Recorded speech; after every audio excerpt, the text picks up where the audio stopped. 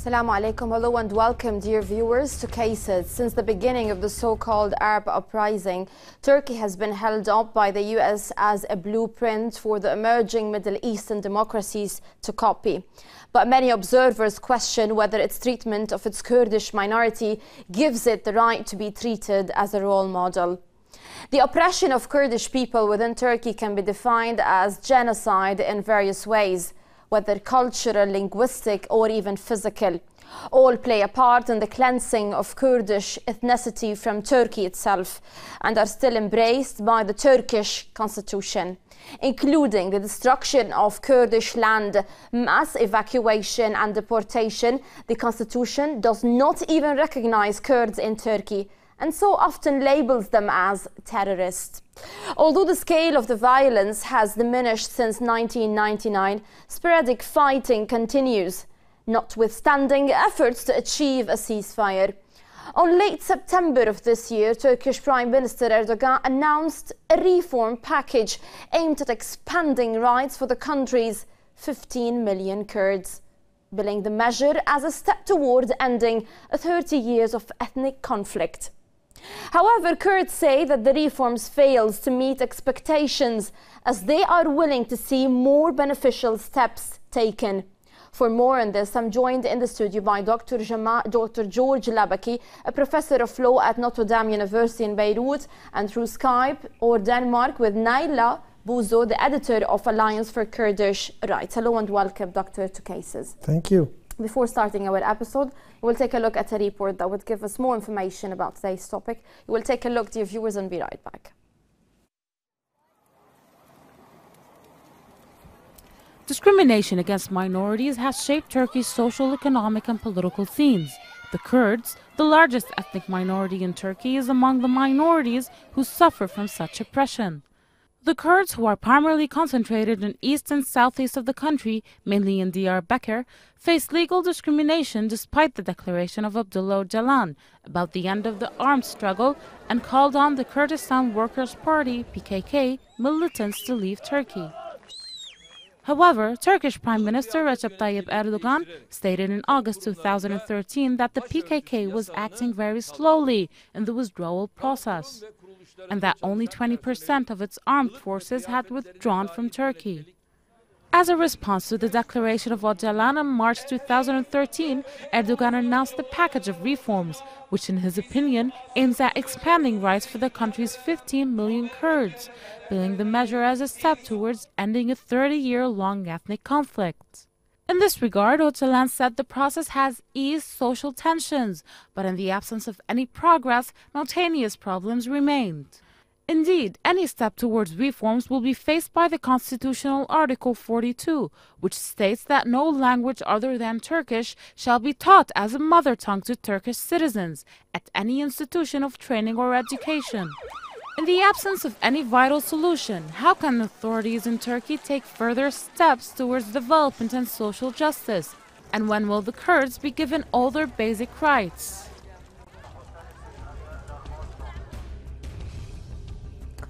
Dr. George, is there a real discrimination against Kurds inside Turkey, or press or even people are kind of exaggerating when it comes to the description of how these Kurds are living inside Turkey? Are they really facing this amount of discrimination as described in the reports?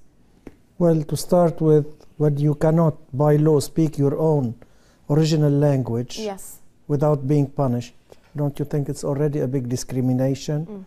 When you are denied your cultural rights, when your identity is really taken, is denied, of course, the answer is yes, and definitely yes. Okay, so there are no sort of kind of exaggeration.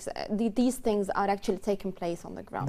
These things has been happening since Atatürk, not with Erdogan, because Atatürk had built a strong centralized state around the Turkish identity.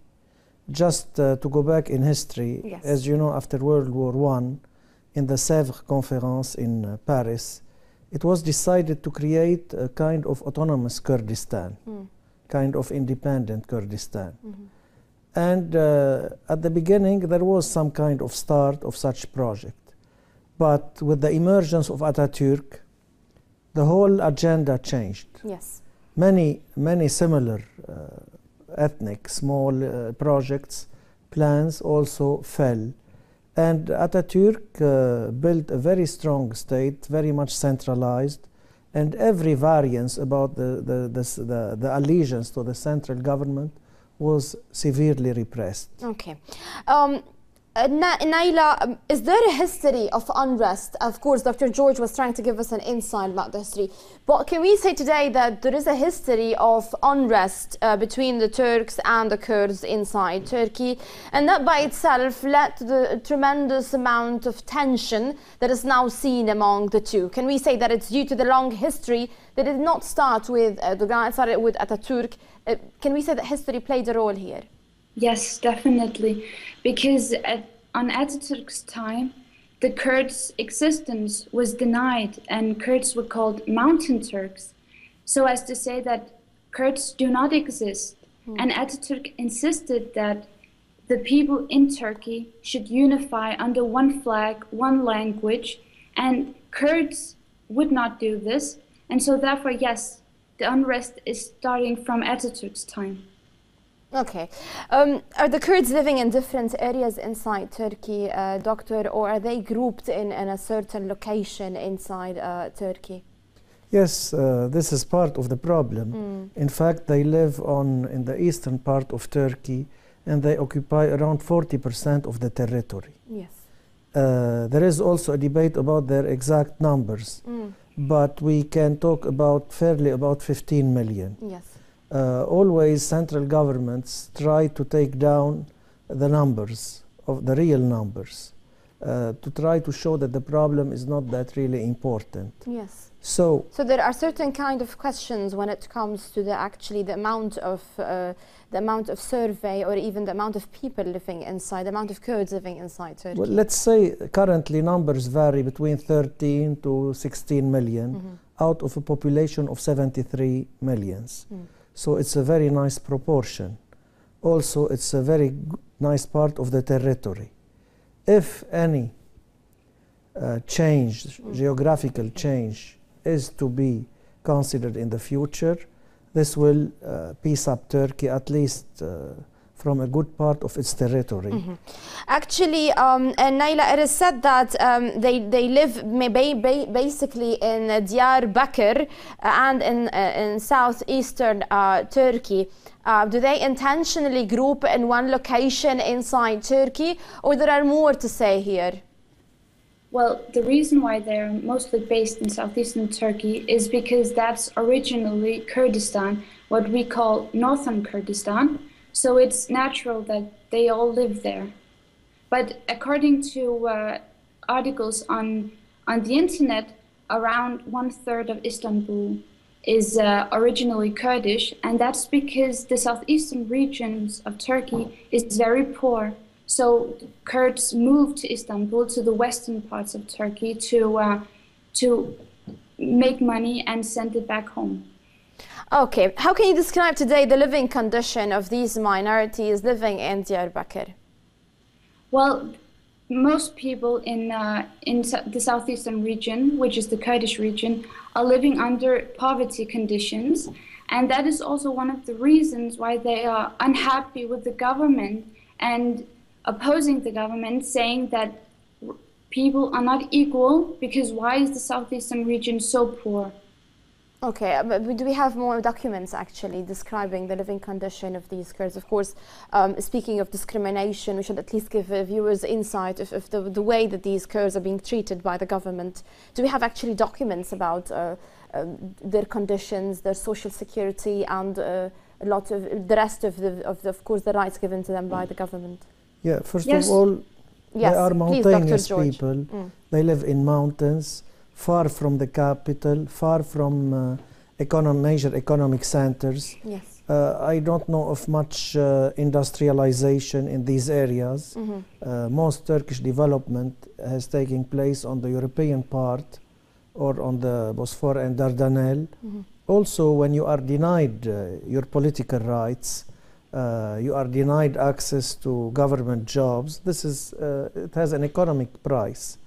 Also, there is the unrest. Yes. That guerrilla that has been taking place for decades, of course, affect economic activity in a very strong way. Do we have statistics or even a kind of description to them? Because we actually lack looking at reports, even documenting exactly how these Kurds are actually living over there. I mean, Human Rights Watch, I mean, we hardly even remember reports issued from there about the conditions of these Kurds. Do you think there is kind of, let's say, negativity here, that we do not have enough documents about them?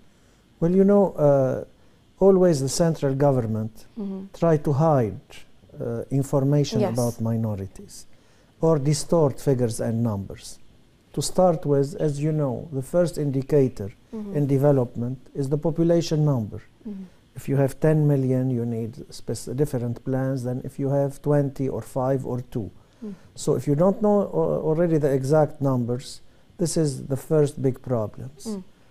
Also, governments did not really invest a lot in development. And here, I take the opportunity to say that one of the ways, maybe the basic way, to ease ethnic tensions is development. If you allow me to give the example of Quebec in Canada. In Canada, they have almost, in a way, the same differentiation, which is cultural. Yes. Québécois of Quebec province speak French, while the rest of Canada speaks English. Because of development, in fact, and because the Québécois are benefiting from the central government funds, 2 referendums were organized, and they decided to stay within Canada. So development is a key indicator and is a key strategy to solve conflicts. What Mr. Erdogan is really promising is really very little. Yes. Just to authorize the use of Kurdish language in private schools. But most Kurds don't have the money to send their children to private schools. Exactly. And Dr. George, actually that brings us to a kind of a conclusion that says that as if he's banning their development when they are still asking for the least right, which is speaking their own language. So therefore he is kind of banning any kind of development if we're only speaking about plan A, so therefore how can they go to plan B? Definitely. So that's a strategy here that is used against Kurds. Well, again, I don't think there is a willingness to solve the issue. Because you have to reconsider the whole structure of the Turkish state since Atatürk. And no one is ready to do that in Turkey currently, and of course not Mr. Erdogan. But it's very important to stress on the importance of a whole package. Definitely. Cultural rights, economic rights, investments, government projects. This would be a serious way to start with to solve the and when Turkish this conflict. package comes in fully in economic wise and finance wise and the steps that you actually highlighted, therefore that would facilitate development at the end of the way, because you will have stability. Definitely. Naila, as an editor of Alliance for Kurdish Rights, I'm sure that you actually have stories concerning suffering of Kurds inside Turkey. Do you have any story here? Yes, I have one that has been ignored by the mainstream media, even though it's very important. It was a drone strike that took place not even 2 years ago, in December 2011, where intelligence from a drone, an American drone, was shared with the Turkish military. And the military looked at this information and saw that there was movement at the border between Turkey and Iraq. And because the Turkish military assumed that this movement was guerrilla fighters from the PKK, they sent 2 F-16 jets and they killed these fighters. And then it turned out to be not fighters, but 34 civilian Kurds. And since then, the government hasn't done anything to find out who is responsible, who should take the blame, and how to proceed with the case. So far, the case has only been given to the Turkish military court, which is ironic because it's the Turkish military who was responsible for the drone strike, and now the case is in their hands. So we don't expect any justice, and this is just one out of many examples of Kurdish oppression and no media attention to it. Okay. How do you explain, Naila, this kind of oppression? How do you see it? For what reasons will the Turkish government use such violence towards citizens, towards people who do not even hold guns here? It's because there is something special about the Kurds, in my opinion, and there is this eager to keep on fighting because it's not recent. They don't have a Kurdish spring. It has been going on for decades, if not centuries. And the Turkish government knows, just as well as the Syrian government knew and the Iranian government knew, that if Kurds get together, they can maybe create a Kurdish state, which will mean that the southeastern region of Turkey will become northern Kurdistan, and that a part of Iran will become eastern Kurdistan, and a part of Syria will become West Kurdistan, and that is a threat to. So it's about confiscating lands here. It's about taking more lands from Turkey and making a state upon the land of Turkey, and that's the main thing that they're afraid here of, right? Yes, they are afraid. That's what Kurds will do. We will be speaking more about steps that the actual Turkish government is making for reform, because there are certain kind of reforms made by Erdogan here. Let's see how beneficial they are, how sufficient they are, and whether the Kurds are accepting them at least. Dear viewers, we will take a first break today's episode. Stay tuned.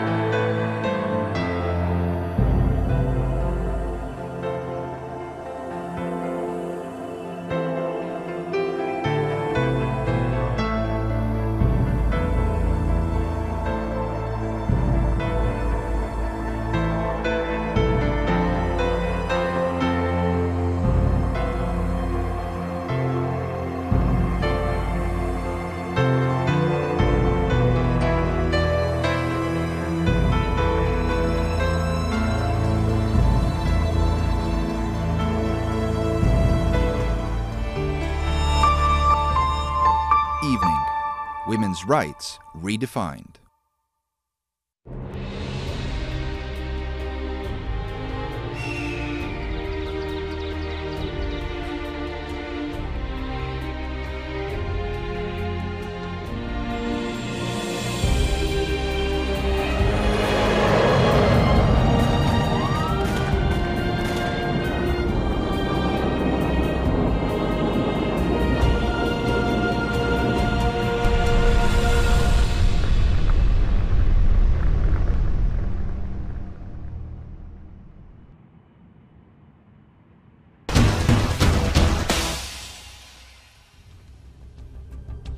Dear viewers, welcome back.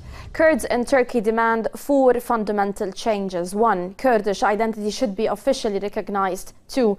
Kurdish should be taught as a native language in schools. 3. Political prisoners should be released. And 4. Rights of minorities should be strengthened at constitutional level. Of course, we'll be speaking about the reforms expected by the Kurds specifically, but I asked Naila, doctor, about the reasons why with the basic reasons that made Turkish government practice such oppression on Kurds. Do you agree with the point that she just tackled, or you got more here? Well, let's face the problem in international law. Yes. International law and the UN Charter recognizes the right of self-determination. Yes. That is the right of every group to decide on their political future. And if you allow me, I will read quickly Chapter 1, Article 1, Part 2 of the UN Charter. To develop friendly relations among nations based on respect for the principles of equal rights and self-determination of peoples. There is nothing related to what people are in international law. Yes. The international system is based on statehood. It means, simply put, that I cannot go, you cannot go and address the General Assembly or the Security Council. Okay. Only states have the right to do so.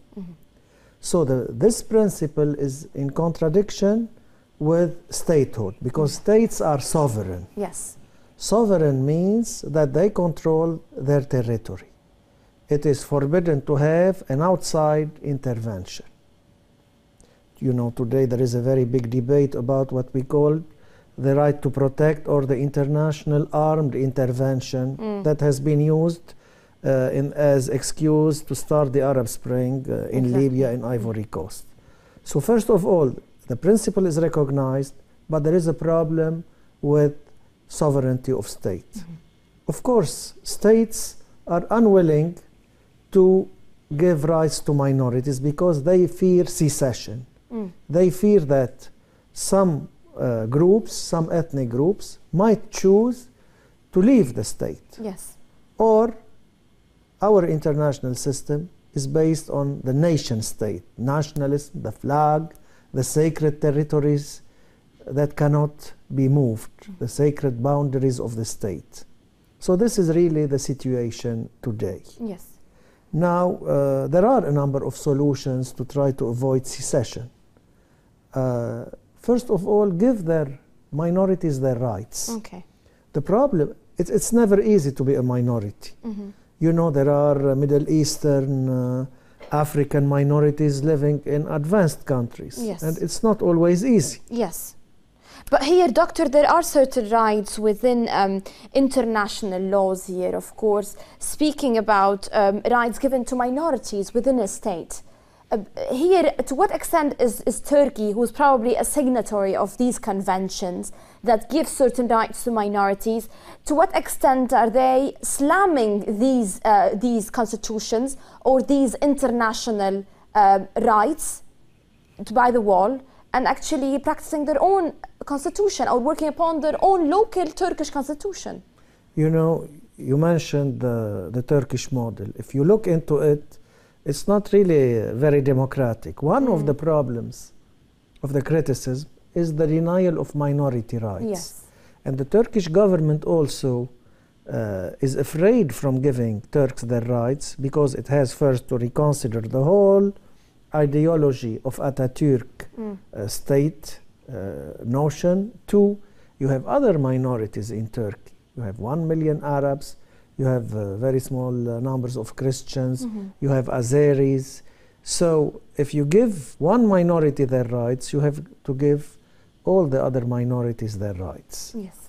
The major problem here is also here, it's a very important criticism of that Turkish model that the Western world has and I tried to mentioned it sell in the introduction. in the Arab world. Became a role model here. So they wanted to sell for the Arabs that model. Yes. Well, it's the majority-minority rule.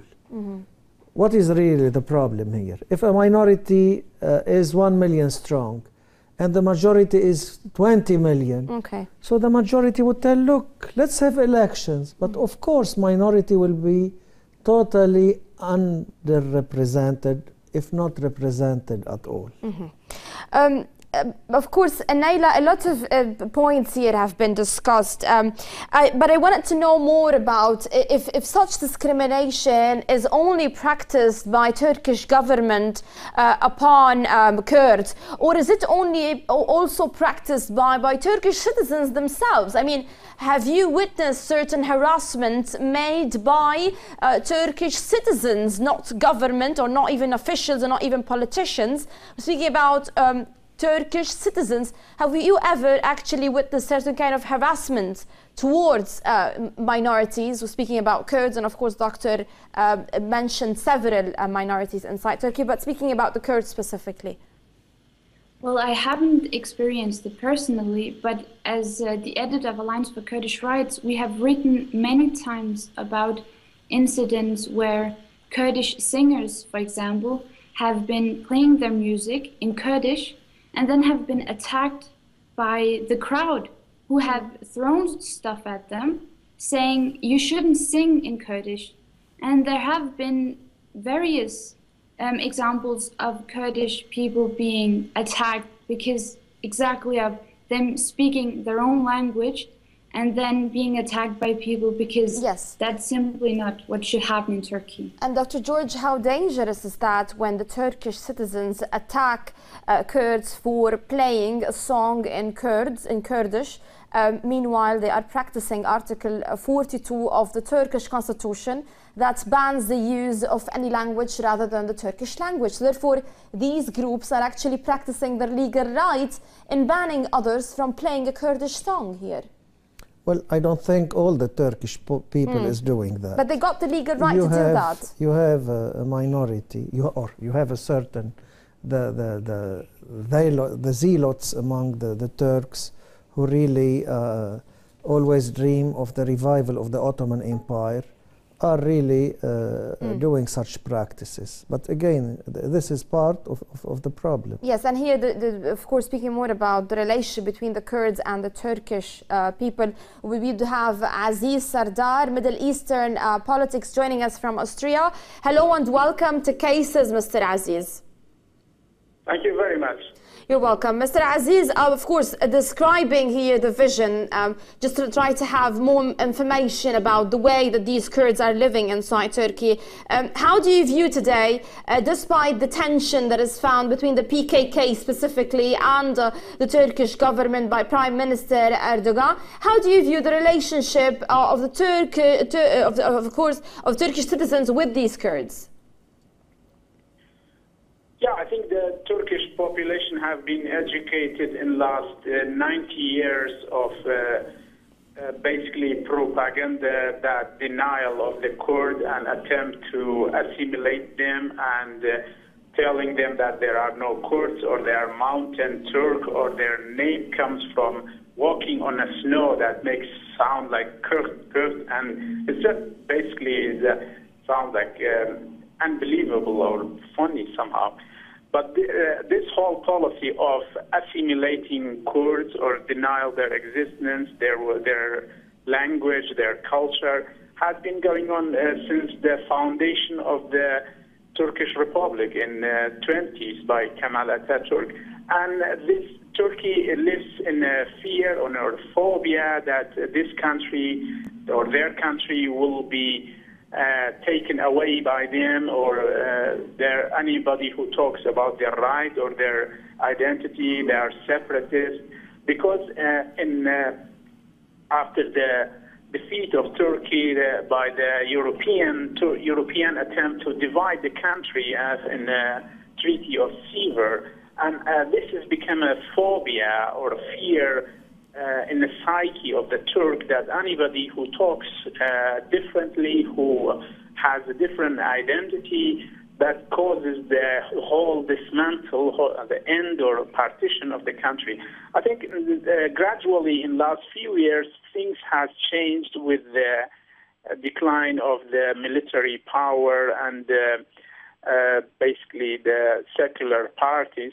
But yet the things are not in a standard that could be called basically a modern standard or a contemporary human rights standard. Okay, Dr. Aziz, of course, speaking with these points that you're actually highlighting, is the problem in the Constitution itself, the way that it's written and the rights that are given to minorities in it, or even if there are rights given to minorities, is that the problem? Or the problem it's about a culture and traditions that says that Turks comes first? And of course, Kurds are supposed to be oppressed the way that they are oppressed. Is it cultural? Or is it upon a constitution, which, if you look at it from a different perspective, they are applying the law eventually?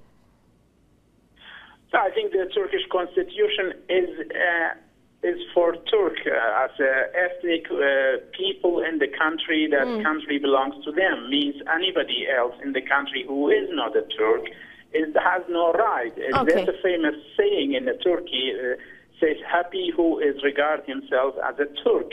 So if you are not regarding yourself as a Turk and living in Turkey means you are not happy, or you have not right to be happy, or there's no anything that helps you to make you happy. So the people are institutionally discriminated, people are constitutionally discriminated, culturally discriminated, and basically the whole state structure and culture and institution built upon that to denial of any difference, and then Kurds primarily and every others, like in the Turkey. Okay. Turkey, allow me here to actually. Okay, allow me to take the opinion of Dr. George. Dr. George, how unlawful is that to have a constitution that takes all rights from minorities and only plays a role as if, or you take in consideration that this is a constitution only for the Turks and not for the Kurds or not even for other minorities? From your perspective, of course, here as a professor of law, how unlawful is that? I mean, can we say that today the Turkish constitution is by itself unlawful, according to international laws? Well, of course, the principles, it's against the principles of the French Revolution, of the Universal Declaration of Human Rights, of the UN principles related to self-determination, on many European covenants on economic and social rights of people. The Constitution is very important because we say it's the highest law of the land. Yes. We talk about supremacy of the Constitution in constitutional law. This is the key and foundation document of a country. It has to contain political, economic, cultural, religious, ethnic rights of the population of a country. Well, also in the modern or in democracy, citizens, we teach our students that they are equal in duties and rights. Yes. So here there is a very strong discrimination. And really I am a little bit outraged because the European Union is not really seeing that, the United States is not, the democratic Western world is underlooking that. Yes, but here when Öcalan, of course, the PKK leader, was arrested in 1999, he was initially sentenced to death, Dr. George, but the government outlawed his death penalty in 2002, and a lot said that because they wanted to be part of the European Union. So obviously here Turkey is kind of confused about what to let go and what to actually hold in its hand in order to have a way to the European Union. Of course, we're speaking more about that, but let me take advantage of Dr. Aziz Sardar. Dr. Aziz, Turkish Prime Minister Erdogan actually submitted a package of reforms, to say the truth. He legalized the use of Kurdish language in private schools, provide state funding to political parties, lifted the words X, Q and W, letters that are essential to Kurdish that Ankara banished from the alphabet in 1920. And finally, he also promised a parliamentary debate to give wider options for Kurds in elections. Why aren't these package of reforms taken in consideration by the Kurds and by the PKK? I think these are good, not enough. I think Erdogan has to take a bigger step. That in Turkey, people call it that freedom of the keyboard. Now you can use a keyboard freely, because before that you couldn't press on these letters because you might have got punished for the reason of these. I think the package is helpful, but not that helpful because the whole situation is so complex. It needs bigger steps. It needs more courage. And that's what. Okay, but why wouldn't the Kurds say that at least even if these reforms are not up to expectations, why wouldn't the Kurds actually see it as at least it's an initial step in the process of reform? Why is it completely not taken seriously? I mean, why haven't the Kurds taken it at least as if it's a beginning of a list of reforms to come? Yeah, I think Kurds are taking seriously, but their demand, they want more. They want that their right is not just included or contained only on these small reforms. And I understand that Mr. Erdogan has a lot of difficulty in taking big steps, but still the Kurdish issue has been there since the foundation of state, and it needs encouragement and a transformative person. And I think Turkey also going through an election soon. That also might hamper. But having said that, these steps are encouraging, and what Kurd needs is basically seen as a step toward full rights as a citizen, and Turkey will become. I think what are the problem is that Kurd now could study in their language, but in a private school. And yes, and as Dr. George here said, not all of them afford. So it's not. So that means that basically it's not going to benefit vast majority of the Kurds because they cannot afford to take private schools. So these are the, you give the right, but you are not giving it fully, so means people are not benefiting. Okay, unfortunately, we need to take a break, Dr. Aziz. Dr. Aziz, I really appreciate all the information that you submitted. You're a Middle Eastern politics. Thank you very much for being with us in Cases. Dear viewers, we will take a final break and be right back. Stay tuned.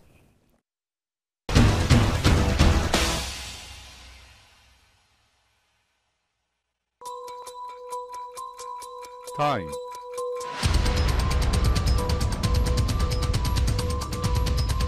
Variable. Events. The only constant variable in life is change.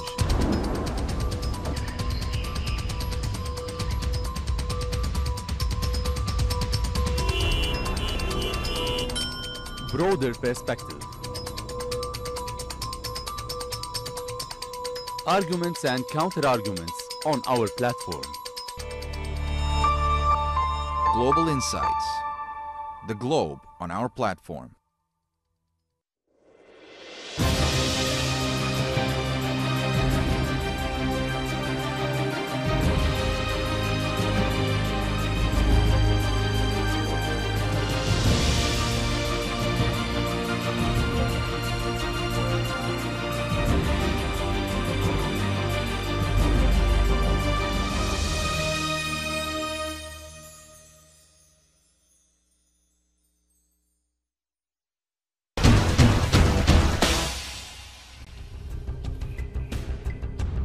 Welcome back, dear viewers. Sinan Olgan, the chairman of the Istanbul-based Center for Economics and Foreign Policy Studies, said, even if the PKK was dissatisfied with the pace of reforms, neither side wants to be the one who starts shooting again.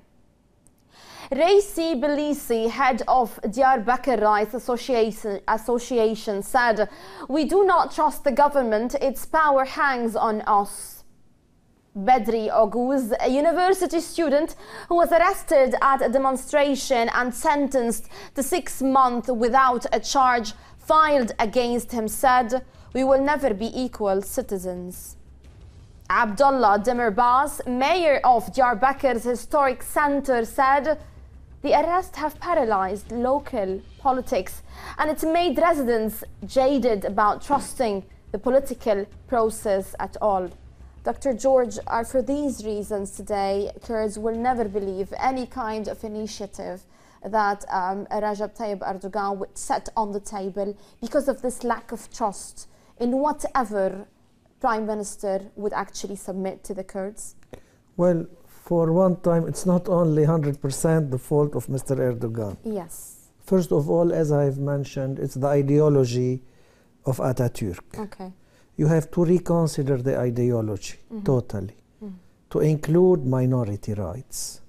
Resistance is coming also from the military, who really are unwilling to reconsider anything.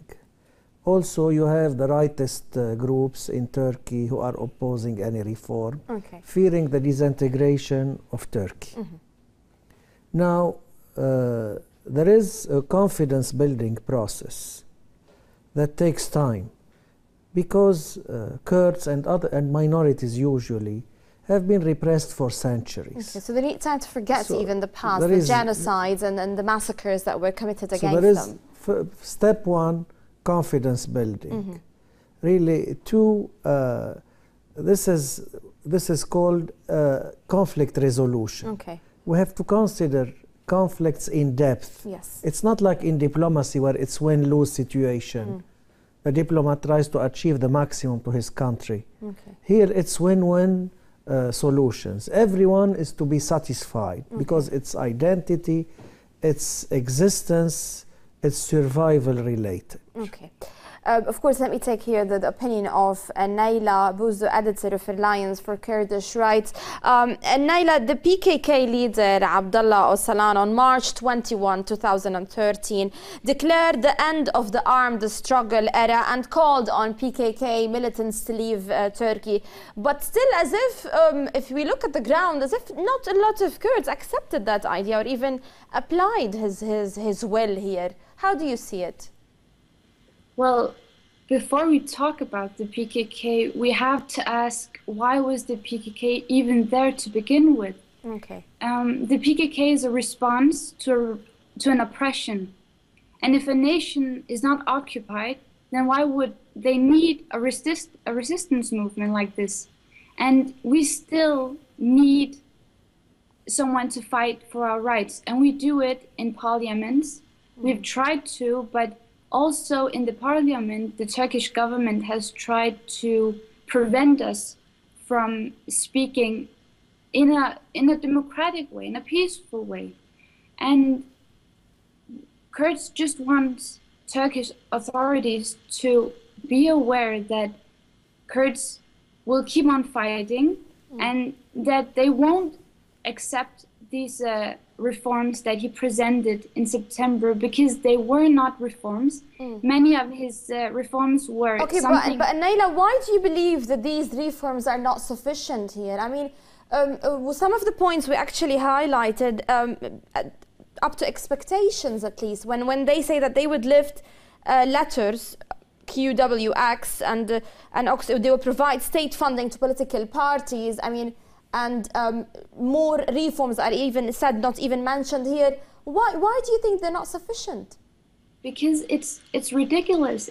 We are in the year 2013, and the Prime Minister Erdogan thinks that it's a huge achievement to lift a ban on 3 letters. It sounds like something that would happen in the Middle Ages. Okay. It's just not something that should happen. So they're kind of poor reforms here. It's not even a reform. It must be a negative reform, in my opinion. Okay, as part of its democratization efforts, Turkish government even took initial steps to actually recognize Turkish language, and that led to the opening of TRT 6, which is a Kurdish television channel. Don't you see that also sufficient? That is not efficient, again, because that channel that you're mentioning, they have a restriction on words that you're allowed to use and not use, and you cannot. And when you speak about subjects on that channel, it has to be approved by Turkish authorities. I can mention another Kurdish TV station that is, in our opinion, a real Kurdish TV station because it is not ruled by Turkish government. It's called Rosh TV, yes, and it was broadcasting from Denmark, where I live.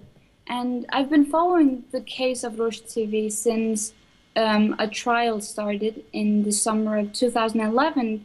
So you're saying that there are certain kind of restrictions on TRT6 channel? Yes, yes. By the Turkish government? Yes, in a way that they can show the Kurds, look at us, we have given you a TV station, now you should be satisfied because look, we are recognizing your demands. Okay, Naila, please, okay, just tell me what are the reforms here that the Kurds are actually asking for? If you got points that you would like to highlight. The constitution, and the Kurdish language should be a mother tongue that was acknowledged in the constitution. So of course, this is the only point here? There are more points that you would like to tackle? No, generally that Kurds should be equal to Turks and that there should be an acknowledgement of Kurdish rights. Okay, so therefore, Doctor, here they're asking for a complete change in the constitution. Definitely. So there is a reform in the constitution that should be taking place, not reform with certain points. No, because when she mentioned language, because this is the major differentiation point. Okay. But in fact, as I said, And this applies to every country that has ethnic groups. Okay. Either they reform or they will face conflict.